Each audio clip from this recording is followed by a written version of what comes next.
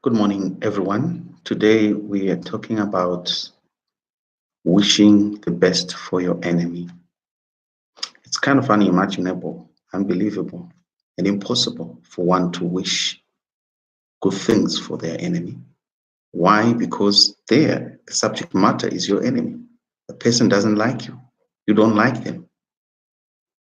But in the story of Naaman, that is found in the book of 2 Kings chapter 5, we are told of a young Israeli servant girl who was in the house of Naaman.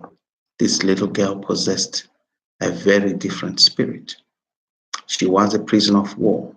She had unwillingly become Naaman's wife's maid. As a prisoner of war who had become a house slave, she had no salary, nor any enforceable freedoms. To compound her situation, some of her relatives had been killed or captured by Naaman and the army that he led. She was a young girl with her own future plans. Maybe she wanted to become a doctor, a physician, but because of her capture, her future plans were frustrated. And therefore she had nowhere to go. She was stuck in the house of her master. But her master was a leper who was desperately looking for help.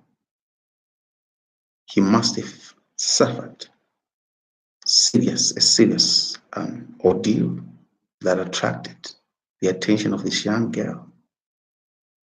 The young Israeli girl possessed information that was critical to help, that was critical and could possibly help her master. She had no obligation to disclose that information. And if she had a different heart, she could have quietly celebrated the misery of the slave master, waiting for his death. After all, she was not in her master's house by choice. She was a prisoner of war who had been turned into a house slave. How many of us possess key information that could help our enemies at work, at school, or business? How many of us have withheld and captured some of her relatives? Say in 2 Kings chapter 5, verses 2 to 3, the Bible says, at this time, the Aramean raiders had invaded the land of Israel, and among their captives was a young girl who had been given to Naaman's wife as a maid. But your test may be in how you treat your most immediate. Imagine what respect and importance she drew for herself after helping her master.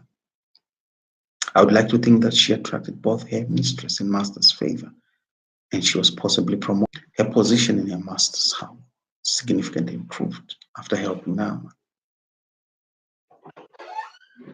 Christianity was written another look in South Africa. Pastor Lukawa Gareza Mungu. Made of things to be laughing. We should be celebrating. But